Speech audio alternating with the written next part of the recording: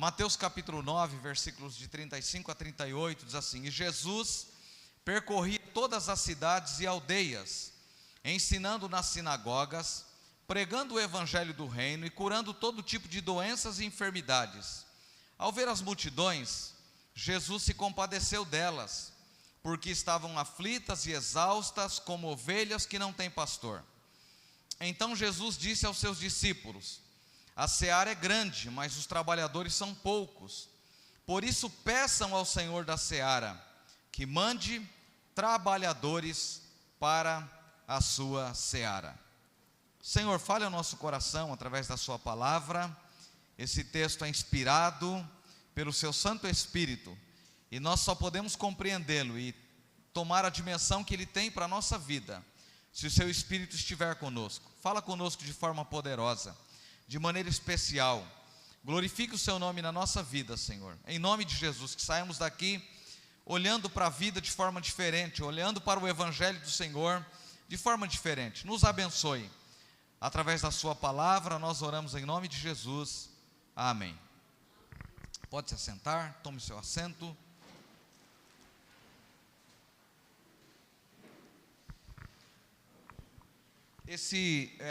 O Evangelho de Mateus é escrito por ele, né? Ele é o autor. Mateus é o autor.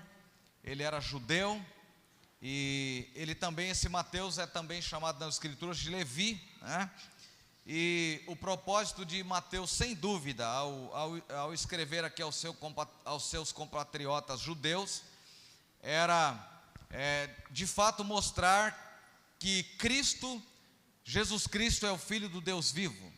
Mateus capítulo 16, versículo também 16, quando Jesus pergunta o que os homens dizem ser ele, e aí Pedro responde: Tu és o Cristo, o Filho do Deus vivo.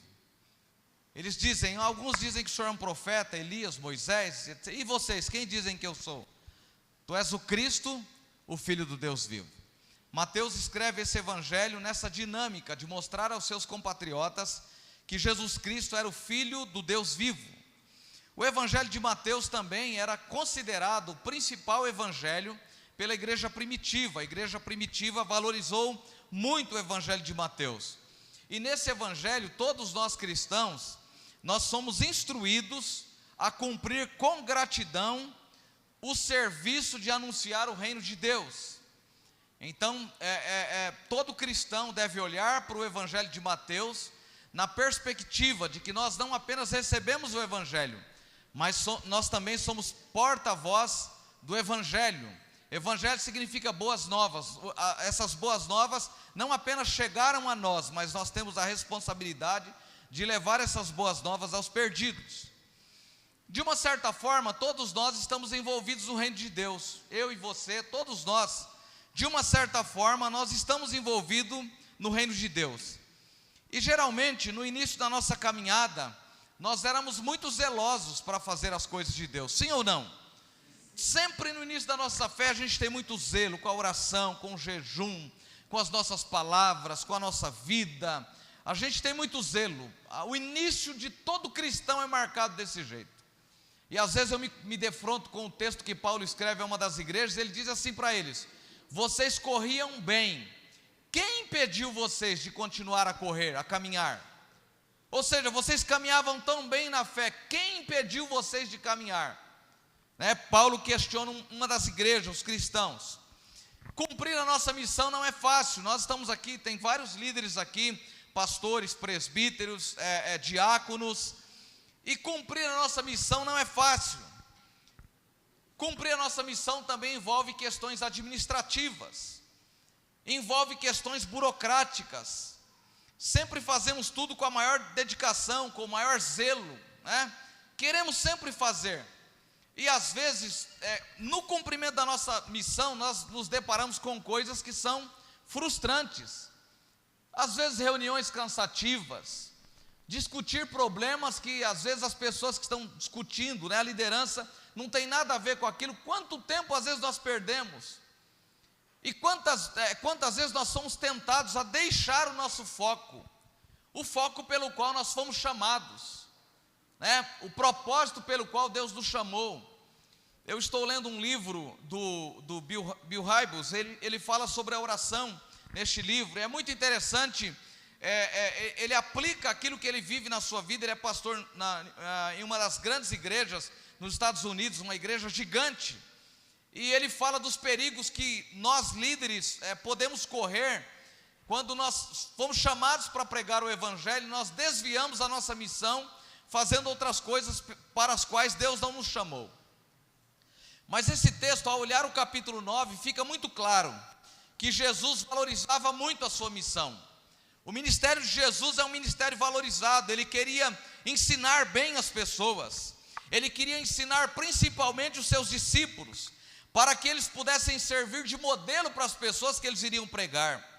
E isso fica muito claro quando nós olhamos para este texto lido, porque ele está justamente depois do Sermão do Monte, do capítulo 5 ao capítulo 7 de Mateus, é o Sermão do Monte. Nós olhamos para o capítulo 8 e o capítulo 9, eles são narrativas de milagres realizados por Jesus. E quando a gente vai terminando o capítulo 9 aqui, nós nos deparamos de uma narrativa do ministério de Jesus. Mateus faz questão de falar sobre o ministério de Jesus, sobre a vida prática de Jesus, sobre o que Jesus estava realizando no seu ministério. Se a gente olhar para o ministério de Jesus, aparentemente uma derrota. Jesus começa o seu ministério com 30 anos e vai à cruz, é crucificado com 33. Ele cumpre o ministério de 3 anos apenas. A gente não vê nenhuma igreja cheia, nenhuma igreja abarrotada de pessoas que foi ganha no ministério de Jesus. A gente não vê Jesus pastoreando nenhuma grande igreja. A gente não vê Jesus participando de nenhuma reunião, assumindo a presidência de nenhum presbitério, de nenhuma denominação. O ministério de Jesus é um ministério focado em anunciar boas novas. E as boas novas é o reino, arrependei-vos, porque o reino dos céus é chegado. A mensagem de Jesus é uma mensagem de arrependimento. A sua mensagem tem um foco, é levar o homem ao arrependimento.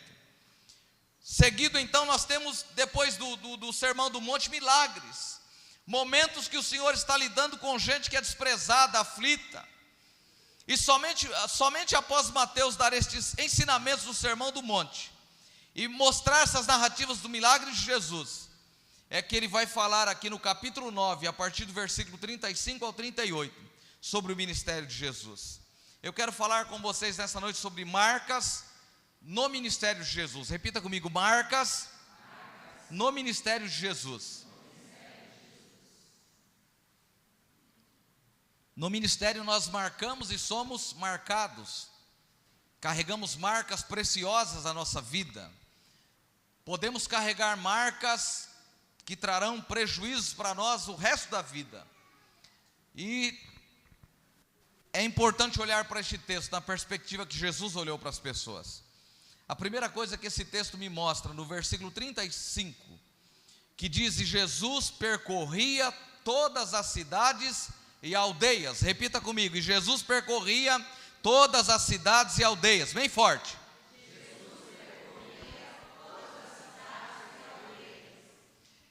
É interessante que não é aqui quando o Mateus fala aqui que ele percorria cidades e aldeias, não é uma repetição, mas ele está fazendo aqui uma demonstração de que o ministério de Jesus não estava restrito apenas às grandes cidades. O texto diz que ele estava em todas as aldeias e cidades, todas as cidades e aldeias. Ou seja, o ministério de Jesus era um ministério completo, não era um ministério que manquejava. O ministério de Jesus era um ministério completo. Então, a primeira coisa que eu olho para esse texto e vejo é que Jesus exerceu um ministério de forma integral. Repita comigo: Jesus exerceu um ministério de forma integral. O que significa isso, pastor? Significa que o olhar de Jesus estava em todas as pessoas. Nós olhamos aqui a expressão cidades, e as cidades naqueles dias não eram cidades com as características que nós temos hoje. Nós temos aqui Barueri, 300 mil habitantes, nós temos Carapicuíba, quase 500 mil habitantes, a gente um pouquinho para frente, Osasco, passa de 800 mil habitantes, cidades enormes aqui, um espaço geográfico tão pequeno e que se tornam grandes metrópoles, cidades grandes, cidades com fluxo de pessoas muito grandes, de empresas, de trabalhadores. Então nós olhamos para este texto, Mateus faz questão de narrar que Jesus exerceu o seu ministério não apenas nas cidades, mas também nas aldeias. Essas cidades aqui eram cidades cercadas por muros, eram pequenas cidades, mas com uma grande economia. Essas cidades eram muradas, cidades muradas, e Jesus está nessas cidades pregando. E é interessante olhar que nessas cidades ele encontrou aquilo que é chamado do cerne da religião. Lá estavam os fariseus, os saduceus, os publicanos, os escribas. Lá tinha muita gente, o miolo, a nata da religião estava nessas grandes cidades. Lá estavam os imperadores, lá estavam os reis, pessoas importantes. E Jesus exerce o seu ministério entre essas pessoas. Essas cidades fortificadas, cheias de segurança por causa dos seus inimigos. Nessas cidades nós temos as sinagogas. E você pode olhar o Evangelho de Lucas, no capítulo 4, dos versículos 16 ao 22. Jesus exerce o ensino, ele está falando em uma sinagoga. E ele está lendo exatamente o texto que se refere a ele, escrito pelo profeta Isaías, no capítulo 61, versículo 1 de Isaías. O Espírito do Senhor Jeová está sobre mim, porque o Senhor me ungiu. Ele me ungiu para proclamar boas novas, para libertar os cativos, os oprimidos, para dar vista aos cegos. Jesus está lendo na sinagoga, e desde a sua infância, desde a sua meninice, Jesus surpreende a todos. Eles olham para Jesus e veem um garoto extremamente inteligente, ao ponto de Jesus dizer: o meu negócio é fazer as coisas do meu Pai. Ele não tem foco em outras coisas, a sua vida não está focada em nada que não seja as coisas do seu Pai. Então lá na sinagoga ele tem um público específico. E qual é o propósito, qual é a sua fala na sinagoga? Jesus está ensinando. Na sinagoga ele ensina, na sinagoga ele fala que o reino do céu chegou, o Messias chegou. Ele lê então Isaías 61 primeiro. Ele está falando a um grupo específico de religiosos, aos fariseus, escribas, doutores da lei, e talvez aos prosélitos, que eram pessoas de outras nacionalidades que haviam se convertido ao judaísmo. Então essas pessoas eram chamadas de prosélitos, que eram peregrinos vindos de todos os lugares, estavam agora ali em Jerusalém, estavam nessas cidades onde Jesus é o foco do seu ministério, e essas pessoas se convertem ao judaísmo, e na sinagoga Jesus está ensinando a essas pessoas. Mas o texto não se prende apenas às cidades, o texto diz: e percorria Jesus todas as cidades e aldeias. As aldeias aqui são lugares simples, as aldeias são lugares onde há pessoas doentes, as aldeias são lugares onde há pessoas excluídas, rejeitadas, afastadas. Nas aldeias não tem o mesmo grupo de pessoas que tem nas cidades. E quando a gente olha aqui, é muito interessante a perspectiva que Mateus escreve este evangelho. O capítulo 9, ele fala do chamado de Mateus. Depois ele fala sobre a questão do jejum. E logo depois ele vai falar da cura de uma menina. Ele vai falar da cura de 2 cegos. E ele vai falar da cura de um mudo endemoniado. Essas pessoas aqui eram pessoas que estavam nas aldeias. E essas pessoas estavam lá exatamente porque elas eram rejeitadas. Um endemoniado jamais poderia entrar na cidade. Quando a gente olha e vê esse homem, um endemoniado, morando numa sepultura, num cemitério, é porque esse homem era rejeitado. Jesus vai às aldeias, aos lugares onde as pessoas são rejeitadas. Em novembro, quando eu estive na África, eu fui a uma aldeia, ainda em Moçambique. E nós rodamos muito para chegar naquela aldeia. E quando nós passamos para chegar naquela aldeia, nós rodamos assim mais de 250 quilômetros, sem ver um supermercado, sem ver um posto de gasolina, sem ver um posto de saúde, nada disso. E a gente chegava naquelas aldeias, aquelas casas feitas de barro, cobertura de palha, e você chegava e entrava na aldeia e saía gente de todo lado, gente necessitada. E quando a van parou e nós descemos daquela van, as pessoas vinham correndo nos abraçar e agradecer e cantando, louvando a Deus pela nossa vida. Lá no Malawi eu fui a uma outra aldeia, e aquele lugar não existe nem lugar, nós tínhamos lá mais de 150 pessoas, e eles não têm um templo, um lugar para congregar, eles congregam debaixo de uma árvore, aquela árvore é a igreja. E o líder daquela comunidade, daquela aldeia nos disse: nos ajude a construirmos um espaço aqui para nós cultuarmos a Deus. Na época da chuva nós não temos como cultuar a Deus, nós não podemos sair de casa. Eu imagino agora com essa passagem do ciclone Idai, como que aquela aldeia deve ter ficado. Lugar cercado de rios, um lugar onde os governantes, ninguém quer ir àqueles lugares. Um lugar onde chega um punhado de farinha, um saco de farinha para ser distribuído com aquelas pessoas pobres, miseráveis, porque eles não têm o que comer. O ministério de Jesus, essas pessoas tinham prioridade no seu ministério.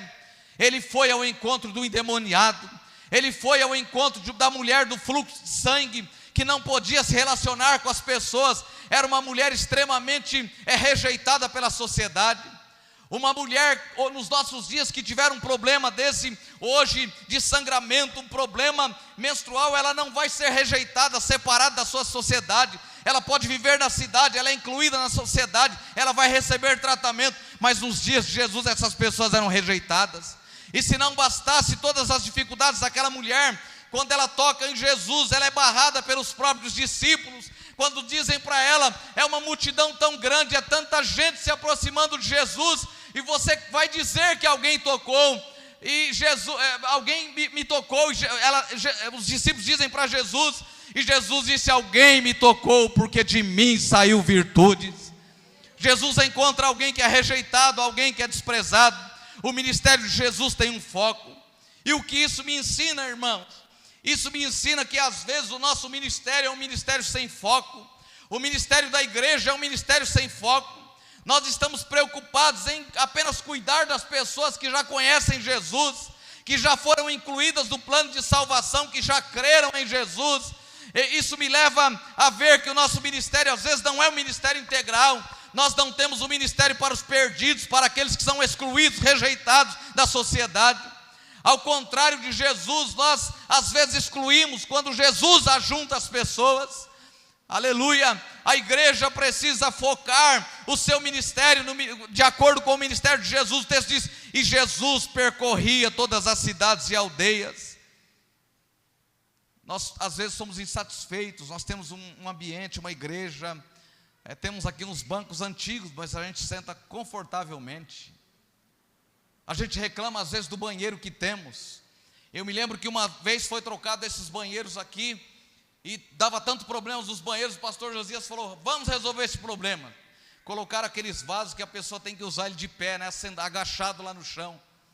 E aquilo foi um barulho na igreja, e o povo reclamando, e todo mundo insatisfeito. Irmãos, eu fui usar um banheiro na África, depois de ter ministrado aquele dia, era eu que ia ministrar, então era uma ministração, a gente devolvia a palavra para o outro ministrante, eu voltava de novo, e depois de umas 2 ministrações eu não aguentava mais. Mas eu já tinha ido ao banheiro um dia, e o meu nariz assim, eu tive que fechar os meus olhos para entrar. Larvas subindo de todo lado e vindo ao meu encontro, assim, eu correndo delas. E aí eu vi 2 outros banheiros fechados assim, fechadinho. E eu falei: esse aqui deve ser melhor. E eu entrei naquele banheiro, e eu vi as crianças brincando em volta ali, tinha, sem nenhum exagero, no Malawi tinha criança demais, tinha umas 300 crianças. Enquanto a gente ministrava, elas entravam para a igreja, e a gente conversava com elas, as crianças vinham na nossa direção. E eu falei: eu vou usar esse banheiro. E quando eu entrei no banheiro, era um banheiro normal, uma coberturinha e tal, feito normalmente, um contrapiso feito. Só que todos os homens iam e faziam xixi naquele lugar, e a urina ficava empoçada, tudo no mesmo lugar, e aquelas crianças vinham descalças, pisavam naquilo, irmãos, uma coisa absurda. E eu disse: às vezes nós estamos numa igreja, temos a nossa casa, nós somos insatisfeitos com a nossa casa, nós somos insatisfeitos com a cama que nós temos, nós somos insatisfeitos com a comida que nós temos, somos insatisfeitos com os filhos, com o marido, com a esposa, insatisfeitos com o trabalho. É onde o camarada ganha o pão de cada dia, mas ele fala mal, ele reclama, ele não separa um dia para orar, para abençoar aquele lugar, da onde sai o seu sustento, sai o sustento para a sua família. Jesus ia às aldeias, aos lugares difíceis, onde estavam os rejeitados, os necessitados, onde ninguém queria estar, Jesus estava lá. O ministério da igreja precisa ser um ministério integral, um ministério que alcança os perdidos, que alcança aqueles que estão sem esperança. Tem um pastor da Igreja Presbiteriana do Brasil, eu particularmente sou fã dele, reverendo Antônio Carlos Costa, é pastor de uma das igrejas no Rio de Janeiro.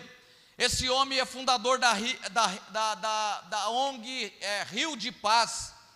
Quando morre uma criança na favela, alguém assassinado na favela, antes da polícia chegar, ele é o primeiro que chega, porque os pais, as pessoas ligam para ele. Esse homem tem feito um movimento extraordinário no Brasil.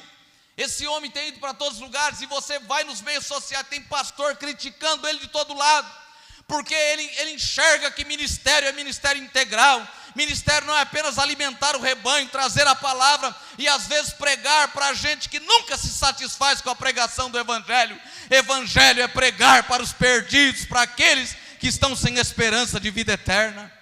Jesus exerceu o seu ministério e Jesus percorria todas as cidades e aldeias, ensinando nas sinagogas, pregando o Evangelho do reino e curando todo tipo de doenças e enfermidades. A segunda coisa no foco do ministério de Jesus, eu estou falando a vocês sobre as marcas do ministério de Jesus. A primeira delas, Jesus exerce o ministério de forma integral. Evangelho é boas novas. Repita comigo: Evangelho é boas novas. Quando nós olhamos cura na Bíblia, não perca essa perspectiva, que cura não era apenas cura física, era reintegrar essa pessoa novamente ao seu meio social, era devolver essa pessoa doente novamente. A cura dos 10 leprosos não é apenas, a gente olha assim com uma simplicidade, 10 leprosos foram curados, não era apenas isso, era devolver esses 10 homens a uma vida digna.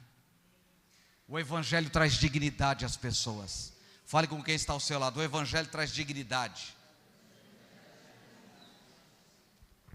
Amém? O Evangelho traz dignidade.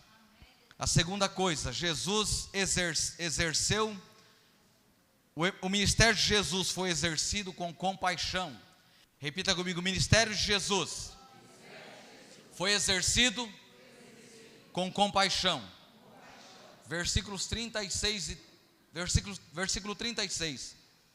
Ao ver as multidões, Jesus se compadeceu delas, porque estavam aflitas e exaustas, como ovelhas que não têm pastor. Vendo as multidões, Jesus se compadeceu delas. Há uma tradução que teve compaixão delas. Compaixão não é um sentimento, compaixão é uma ação. Compaixão é algo que nos move de onde estamos para onde devemos ir. Pastor Júnior ministrou a palavra aqui há bastante tempo atrás, deve ter mais de ano isso. E eu me lembro dele dizendo o seguinte: compaixão é diferente de ter dó. Nós podemos ter dó de alguém, entrar no supermercado, ver uma criança caída, suja, desejando comer, com fome. A gente entra no açougue, pega 1 quilo de contrafilé, coloca debaixo do braço a carne e sai tranquilamente, cheio de dó. A gente vê uma pessoa caída e volta para casa com 1 quilo de contrafilé. Compaixão é diferente, é nos mover na direção dessa pessoa. Ter compaixão é ser levado ao estado que essa pessoa está. E a vida de Jesus é cercada por compaixão. Eu estava lendo hoje pela manhã na minha casa o Cântico de Maria, e depois eu li o Cântico de Zacarias. Lê lá, por favor, depois, Mateus capítulo 1. Leia o Cântico de Zacarias e o Cântico de Maria. Primeiro o Cântico de Maria, depois de Zacarias. É fenomenal o que aquele homem diz. Ele está falando de João Batista. Ele está falando de alguém que vai vir preparar o caminho do Messias, o caminho de Jesus. E eu anotei pelo menos 13 pontos de gratidão na oração de Maria, nas expressões que aquela mulher faz. Dá para pregar um mês no texto, na oração de Maria, o quanto o coração dessa mulher é inclinado a agradecer a Deus, a louvar a Deus por ela ser agraciada em dar à luz a Jesus, a vir ao mundo Messias. E o ministério desse menino Jesus é um ministério de compaixão, é um ministério que desce onde as pessoas estão. E para mim o texto que mais se aproxima do que é compaixão é o texto que o pastor Ramsés Júnior pregou há 2 domingos atrás, sobre o bom samaritano, capítulo 10 do Evangelho de Lucas. A gente tem lá o sacerdote e o levita que passam e vê aquele homem caído, e o texto lá diz que esse homem, ao descer para aquela cidade, ele encontra alguém ele se depara com um criminoso que machuca ele, deixa ele extremamente ferido. Essa expressão do texto é alguém que está exausto. Esse homem está exausto, ferido, machucado. Passa o sacerdote, ele passa de largo. Passa o levita, ele passa de largo. Mas como nós aprendemos na ministração, vem o samaritano, alguém de quem as pessoas não esperavam nada. Esse homem ele olha para aquele homem, ele acolhe esse homem, ele pega esse homem, ele leva para uma hospedagem, ele deixa esse homem, ele tira alguns denários, deixa lá com o dono da hospedaria e diz: se ficar mais caro, se faltar dinheiro, quando eu voltar eu vou pagar. Ou seja, você não vai ficar no prejuízo. É alguém que vai se compadece daquela pessoa, é alguém que desce no mesmo nível dessa pessoa. Compaixão é mover-se então em direção ao necessitado. Compaixão é sentir o que o outro está sentindo. A palavra compaixão no grego significa mover as entranhas, é algo que vem de dentro para fora, é algo que você sente lá dentro e vai te mover, vai fazer tremer a sua carne, e você vai se compadecer, você vai sentir o que a pessoa está sentindo. E talvez na minha vida cristã eu nunca tenha sentido compaixão como eu deveria sentir. Talvez você nunca tenha sentido compaixão na sua vida como nós somos chamados para sentir. O nosso ministério, a nossa vida, o nosso grande modelo é Jesus. A palavra compaixão no latim significa compartior, significa sofrer com, no sentido de suportar com, de lutar com, de importar-se com. Então, quando o texto diz: ao ver as multidões, Jesus se compadeceu delas. Compadeceu por quê? Porque estavam aflitas e exaustas, como ovelhas que não têm pastor. O ministério da igreja deve ser o ministério de compaixão. As pessoas erram, as pessoas são disciplinadas, elas falham. Como nós reagimos quando as pessoas caem? Como nós reagimos quando as pessoas falham? Nós deveríamos ter no nosso coração compaixão, íntima compaixão. Sentir compaixão, algo que vem lá das entranhas, que vem de dentro. Há uma tribo, que a nossa igreja é muito forte nessa tribo indígena, no Mato Grosso do Sul. Quando eles estão sentindo essa expressão compaixão para eles, quando eles dizem: eu estou sentindo a dor de alguém, sabe o que eles dizem? Eu estou sentindo dor de barriga. É sentir dor de barriga. Eles estão muito, entre aspas, as brincadeiras que são feitas com índios, eles sentem o que nós brancos não sentimos. Eles estão sentindo exatamente o sentido da palavra compaixão. É dor da barriga mesmo, é dor que vem lá das entranhas. Eu já contei para vocês aqui, quando o pastor em Sorocaba tem um bairro lá chamado Vila Santana. Tem uma feira naquele bairro, e muitos anos eu e a Sônia fomos a essa feira. Era de manhã e nós saímos para fazer as atividades da igreja. A gente passava na feira, e lá tinha um rapaz que guardava carro, e aquele moço era um moço jovem, ele é todo sujo, literalmente todo sujo.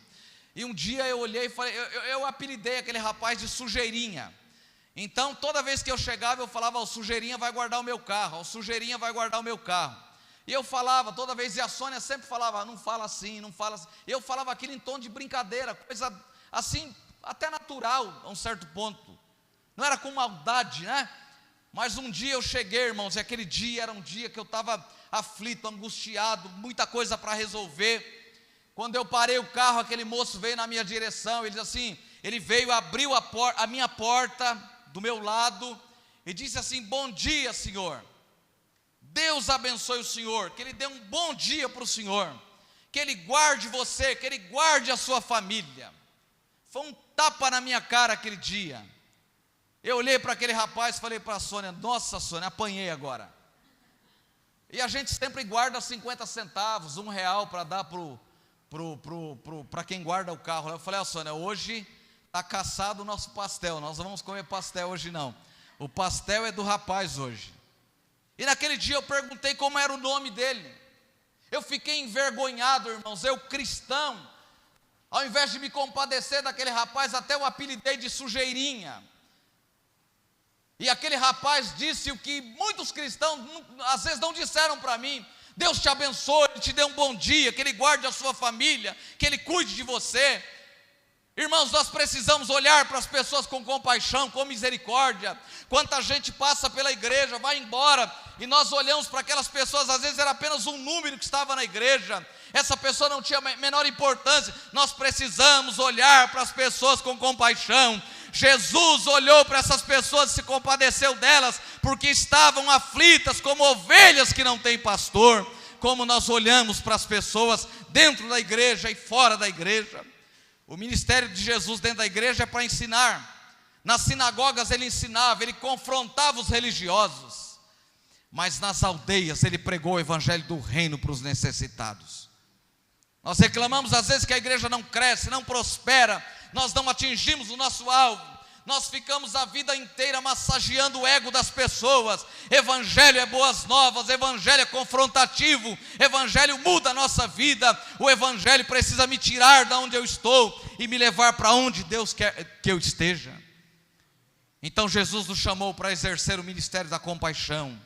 Vire para quem está ao seu lado: você precisa viver com compaixão. Diga para ele: você precisa sentir compaixão nas suas entranhas, no seu coração. Há um teólogo chamado Matthew Fox. A definição bíblica dele de perfeição espiritual é ser compassivo. E aí ele diz assim: Jesus foi perfeito, porque Jesus foi cheio de compaixão. Nós não somos perfeitos, mas Jesus foi perfeito, porque Jesus foi cheio de compaixão.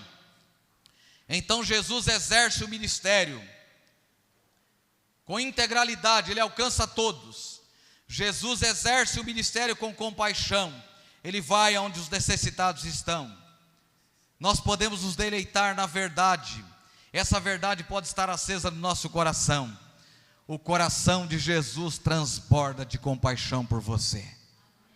Repita comigo: o coração de Jesus, bem forte, o coração de Jesus é transbordante de compaixão por mim.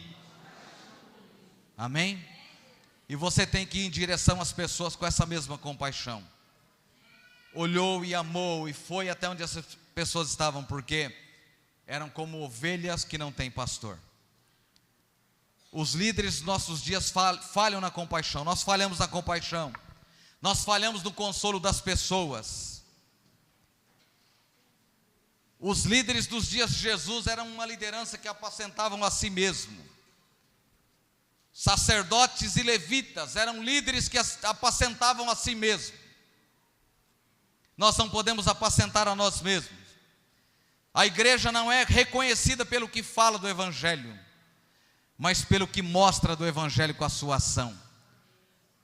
Diga para quem está ao seu lado: a igreja é reconhecida pela sua ação, não pelo que ela fala.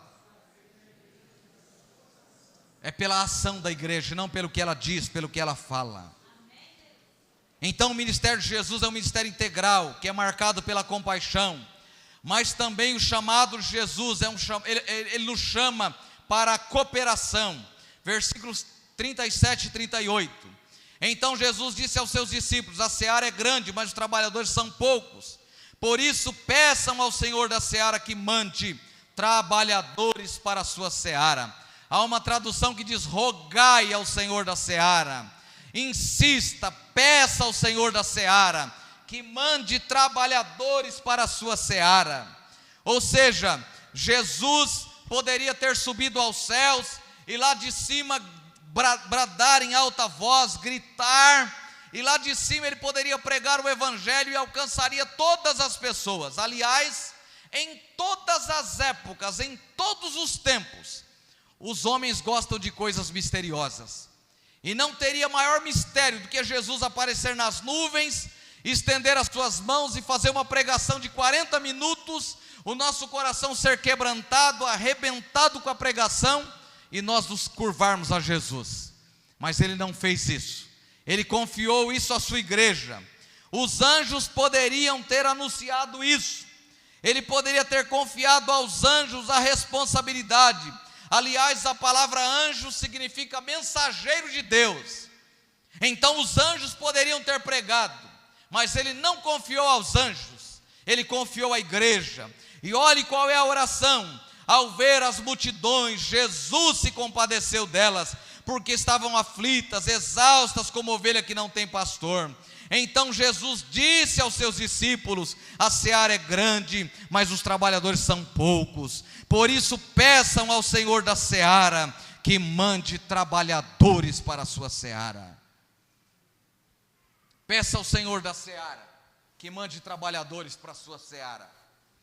Essa semana a gente estava aqui na igreja, deu um problema no esgoto. Por um acaso eu e o Adilson fomos olhar essa caixa, e quando arrancamos a tampa e olhamos, a tampa estava cheia de água. E o Adilson falou: isso não é normal. Aí começamos a olhar, tentamos desentupir isso aqui, não dava certo. Aí começamos a quebrar o corredor daqui para lá, não deu certo, não achávamos lugar. Fomos quebrando, chegamos lá, encontramos o cano do esgoto completamente amassado. A caixinha que fizeram era uma caixinha dessa largura, né? Coisa de 40 anos atrás. E aí quando chegamos, essa caixinha tinha literalmente dissolvido o fundo. Não dá para se saber há quantos anos esse esgoto estava vazando aqui, a água infiltrando para todo lado aqui no terreno. E o Adilson, literalmente, nós fomos ao supermercado, compramos aquela fita que as mulheres usam assim, né? Para colocar em panelas lá, em verdura, aquela coisa toda. O Adilson colocou uma luva, vestimos ele inteirinho com aquele negócio, e o Adilson literalmente colocou a mão para limpar a situação. Mas estava feio, irmãos. E assim eu fiquei. Esse corredor aqui, o pastor Júnior teve que correr e comprar criolina. A Sônia foi comprar criolina, melhor dizendo, para jogar, porque empesteou isso aqui, o mau cheiro que ficou isso aqui. E sabe a única coisa que veio no meu coração? Foi dizer para o Adilson assim: Adilson, isso aqui é nojento, é asqueroso. Talvez as pessoas passem aqui pela igreja e nunca darão contas desse serviço aqui. Mas em fazer isso aqui você está sendo abençoado. Em fazer isso aqui você está sendo instrumento de Deus para o reino de Deus. Ainda que eu não reconheça, que as pessoas não reconheçam, mas você está sendo instrumento de Deus por fazer isso aqui. As coisas mínimas, irmãos, que a gente faz no reino de Deus. Deus nos chamou, e há tanta escassez de trabalhadores na seara, que Jesus disse assim: peçam ao Senhor da seara que mande trabalhadores para a sua seara. E trabalhadores aqui não é apenas pregador, não, irmãos. A coisa mais fácil que tem no ministério é pregar, sem nenhuma vaidade, sem nenhum egoísmo. Eu consigo olhar para qualquer texto e fazer 3 divisões e pregar um sermão. Mas esse não é o maior foco do ministério pastoral. O maior foco do ministério pastoral é saber que eu não sou a pessoa máxima da igreja, que eu não tenho a última palavra, que eu sou apenas a extensão do braço do sumo pastor. E se o sumo pastor ama, eu preciso amar. Se o sumo pastor desce, foi humilde, eu preciso ser humilde. O exercício, o ministério da igreja deve ser feito com humildade. Compaixão é ter amor, é ser sensibilizado, é ser levado. Mas não basta ter compaixão. Jesus disse: orai ao Senhor da seara, para que Ele envie trabalhadores para a sua seara.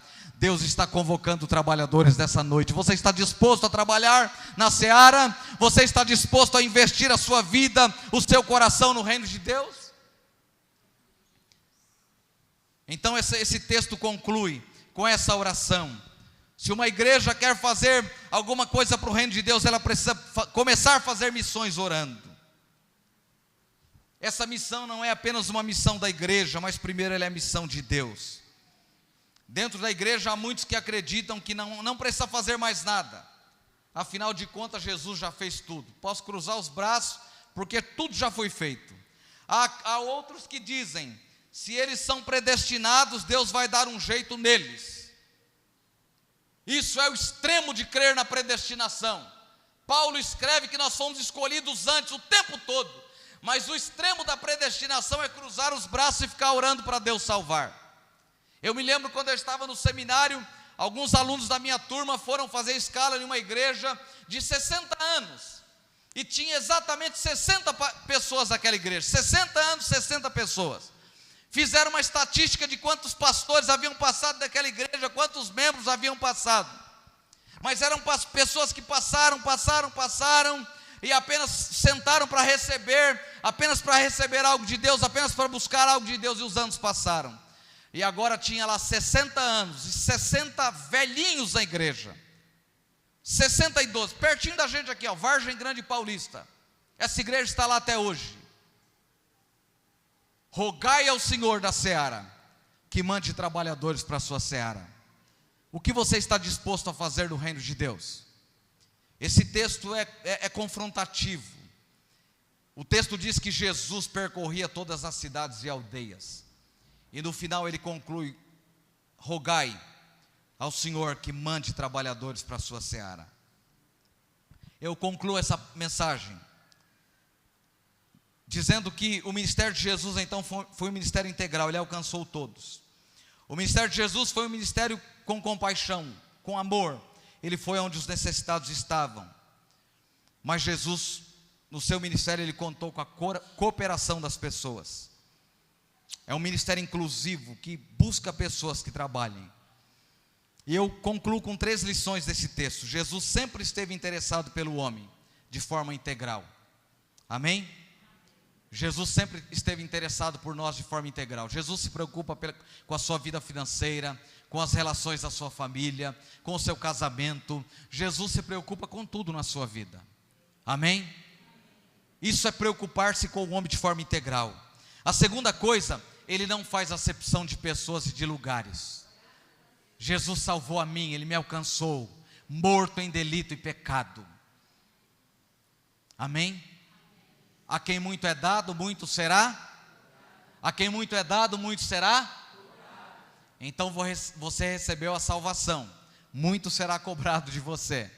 Diga para quem está ao seu lado: será cobrado muito de você, porque você foi salvo pela graça. Diga para a pessoa que está ao seu lado: será cobrado muito de você, você foi salvo, alcançado pela graça.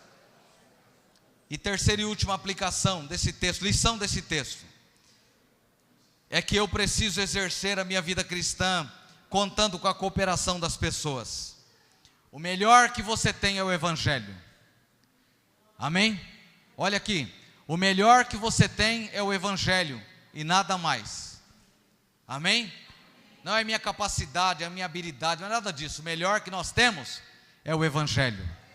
O melhor que nós temos, o melhor que a igreja tem é o Evangelho de Jesus. Amém? Curve a sua cabeça, feche seus olhos. Eu concluo fazendo uma pergunta para você. Há um ditado alemão que diz assim: o que os olhos não veem, o coração não arde. Esse é um ditado alemão. O que os olhos não veem, o coração não arde. Como você tem visto os aflitos e os exaustos, os necessitados? Como você tem olhado para essas pessoas? O texto diz que Jesus olhou para essas pessoas com compaixão.